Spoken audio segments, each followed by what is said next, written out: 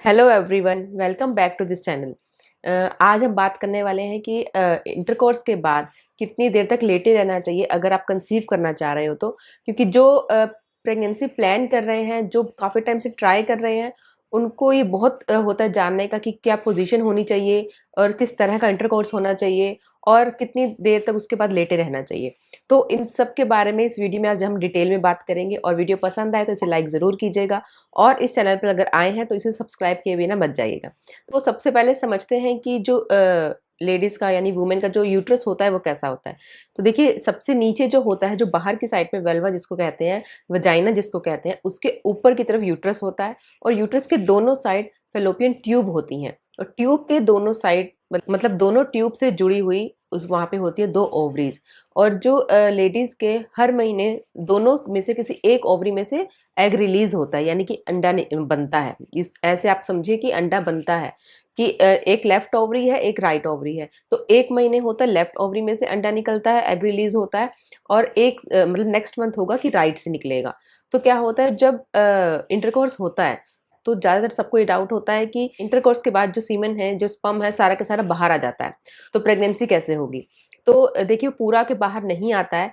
10% होता है जो स्पर्म होते हैं, जो आपको कंसीव करने में हेल्प करते हैं। बाकी जो होता है वो अदर लिक्विड्स होते हैं, तो वो बाहर आ जाते हैं। और अगर उसमें से 10% भी अगर आपकी यूट्रस में जाता है तो उसमें भी करोड़ों मिलियन स्पर्म होते हैं जो आपके एग को फर्टिलाइज करने में सफिशिएंट होते हैं, मतलब मोर देन इनफ होते हैं। और करोड़ों मिलियन स्पर्म्स जो आपके यूट्रस में, आपके फेलोपियन ट्यूब में जाते हैं, उनमें से कुछ होते हैं जो फेलोपियन ट्यूब में जाकर के एग को फर्टिलाइज करने के लिए वहां रुकते हैं। और जब आपका एग रिलीज होता है तो उसमें से एक ही स्पर्म होता है जो एग को फर्टिलाइज करता है। तो इसलिए अगर आपको ये टेंशन है कि सारा तो बाहर ही आ जाता है, अंदर कुछ नहीं जाता है, तो ऐसा कुछ नहीं होता, क्योंकि सबके साथ ऐसा होता है। जिनके बच्चे हो भी गए हैं उनके साथ भी यही हुआ है। तो क्या होता है कि जब इजैकुलेट होता है तो जितना भी, अगर 8 से 10% भी आपकी वजाइना के थ्रू आपके यूट्रस में जाता है, उसके बाद वहां से यूट्रस से होता हुआ दोनों दोनों तरफ फेलोपियन ट्यूब में जाता है और दोनों फेलोपियन ट्यूब में जाकर के वो वहां रह जाता है। क्योंकि क्या होता है, जब वुमेन का होगा कि एग रिलीज होगा, जब ओव्यूलेशन के टाइम पे एग निकलता है, तो जब एग रिलीज होता है उसकी जो लाइफ होती है वो होती है 12 से 24 घंटे। तो 12 से जो पहले 12 घंटे होते हैं ना, वो बहुत इंपॉर्टेंट होते हैं अगर आप कंसीव करना चाह रहे हो तो इसलिए कहा जाता है कि जब आप कंसीव करना चाह रहे हो तो ओव्यूलेशन अपना टाइम देख करके उस टाइम पे आपको इंटरकोर्स करना चाहिए। तो उस टाइम पे आपके कंसीव करने के चांसेस हायर होते हैं, बहुत ज़्यादा होते हैं। और जो मेल का स्पर्म होता है, वो होता है कि उसकी जो एज होती है, लाइफ होती है, 5 से 6 दिन तक होती है। यानी कि इसका मतलब है कि ओव्यूलेशन जब हुआ, आपका एग रिलीज हुआ, अगर वहां पे अगर आपने 2 दिन पहले इंटरकोर्स किया है तो मेल स्पर्म वहां फेलोपियन ट्यूब में जाकर के रुक जाता है, वेट करता है अंडे का। तो वहां पे वो मौजूद है। और जब आपका ओव्यूलेशन हुआ उससे 2 दिन पहले अगर आपने इंटरकोर्स किया, मेल स्पर्म वहां पे है, और जब आपका एग रिलीज होगा, फेलोपियन ट्यूब में आएगा, तो वहां पे वो स्पर्म से मिल जाता है।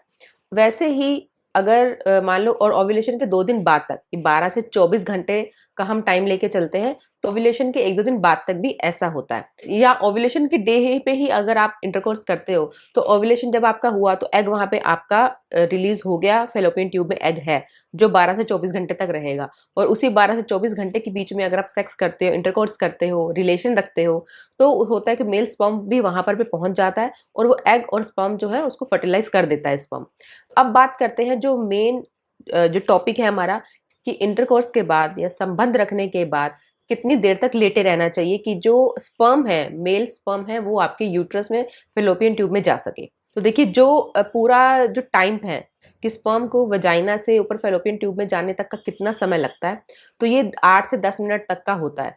तो अगर आप रिलेशन रखने के बाद 10 से 15 मिनट अगर आप लेटे रहते हो तो ये मोर देन सफिशिएंट है, इतना काफ़ी है। और ये भी होता है कि अगर आप बिल्कुल लेटते ही नहीं हो, जैसे ही आपका रिलेशन खत्म हुआ, यानी कि इंटरकोर्स कंप्लीट हुआ और तुरंत अगर आप उठ करके वॉशरूम चले गए, तो इसका मतलब ये नहीं है कि आप कंसीव नहीं कर सकते हो।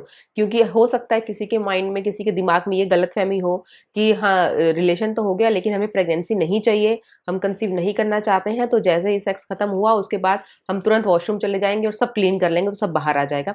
तो ऐसा कुछ नहीं है। फीमेल बॉडी में इतनी पावर होती है, जो नेचर ने हमारी बॉडी ऐसी ही बनाई है कि क्या होता है कि जितने भी जो स्पर्म है वो यूट्राइन कॉन्ट्रैक्शन होता है तो वो उसको ऊपर की तरफ खींच लेते हैं।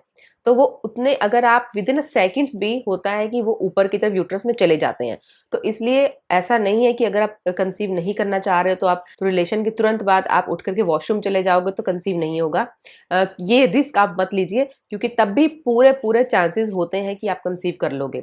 मतलब ये होता है कि अगर आप सेफर साइड में रहना चाहते हो, कि आप काफी टाइम से आप प्लान कर रहे हो लेकिन नहीं हो पा रहा है, तो ये सब चीजें समझाई जाते हैं, ये डॉक्टर भी समझाते हैं कि रिलेशन रखने के बाद आप 10 से 15 मिनट लेटो, मतलब बी ए सेफर साइड, की सेफर साइड पे रहने के लिए। वैसे अगर आप एक आधा मिनट भी लेटते हो तो भी बहुत सफिशिएंट होता है, या अगर आप तुरंत वॉशरूम भी चले जाते हो तब भी बहुत लोगों को कंसीव हो जाता है। और दूसरी बात ये आती है कि ये होता है कि हम कौन सी पोजीशन होनी चाहिए ऐसी कि जिससे प्रेग्नेंट जल्दी हो सकते हैं, ऐसी कौन सी पोजीशन होगी। तो ऐसी कोई पोजीशन नहीं है, ये होता है कि जिस पोजीशन में आप कंफर्टेबल हो, जिस पोजीशन में आप रिलैक्स फील कर रहे हो, तो वही पोजीशन बेस्ट होती है। क्योंकि अगर आप कंफर्टेबल नहीं हो तो आपका जो माइंड है कहीं और लगा रहता है, तो कंसीव नहीं हो पाता है। क्योंकि जब आप प्रेगनेंसी प्लान कर रहे हो ना, तो ये बहुत ज़रूरी है कि आपका जो माइंड है उस चीज़ में होना चाहिए। ये नहीं है कि आपको कोई और स्ट्रेस चल रहा है आपके दिमाग में, तो होता है कि कंसीव नहीं हो पाता है। क्योंकि हमारी बॉडी में वैसे ही हार्मोन रिलीज़ होते हैं। तो इसीलिए अगर आप प्रेगनेंसी प्लान कर रहे हो, तो ये होता है कि अपने दिमाग में को आपको बिल्कुल स्ट्रेस नहीं लेना है, और जो पोज़ीशन आपके लिए कंफर्टेबल है, आपके पार्टनर के लिए कंफर्टेबल है, वही पोज़ीशन बेस्ट है आपके लिए। और नेक्स्ट आता है कि कई मतलब कपल्स को लगता है कि रिलेशन के बाद जो पैर है वो ऊपर करके लेटे रहना चाहिए, इससे क्या होगा कि जो स्पर्म है वो अंदर जाने में हेल्प होगी या जल्दी जाएगा। तो ऐसा भी कुछ नहीं है, क्योंकि अगर आप पैर ऊपर करके लेटे रहते हो रिलेशन के बाद, तो होता है कि आपका जो, यानी कि जो पेल्विस एरिया है, मान लीजिए जो आपकी वजाइना है, यूट्रस है, उसकी पोजीशन वैसी सीधी ही रहती है। आप, यानी कि ये आपका यूट्रस है, वजाइना है, और ये आपके पैर है, तो ये पैर आप ऊपर भी कर लिए हैं आपने, तो भी आपके जो पेल्विस यूट्रस की जो पोजीशन है वो सेम ही है, वो सीधी ही है। तो इससे आपके मतलब इसमें कोई फर्क नहीं आएगा कि अगर आप पैर ऊपर करके लेटे रहते हो तो जल्दी अंदर जाएगा स्पर्म, या आप जल्दी कंसीव करोगे, ऐसा भी कुछ नहीं है, उतना ही सेम टाइम लगता है।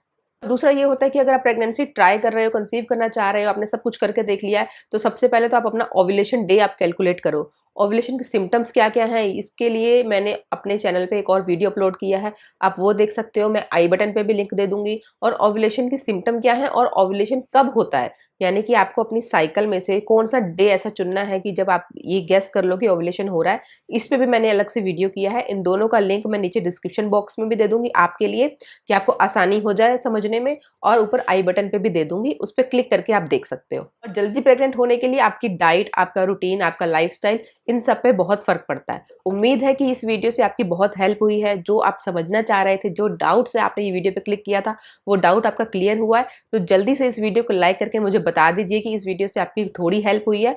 और अगर आप कुछ और पूछना चाहते हैं तो हमें कमेंट बॉक्स में कमेंट करके ज़रूर बताइए। और इस चैनल को सब्सक्राइब ज़रूर कीजिए, ये सब्सक्रिप्शन आपके लिए बिल्कुल फ्री है। बहुत जल्दी मैं आप सबसे फिर से मिलूँगी, तब तक अपना ख्याल रखिए, खुश रहिए, बाय बाय।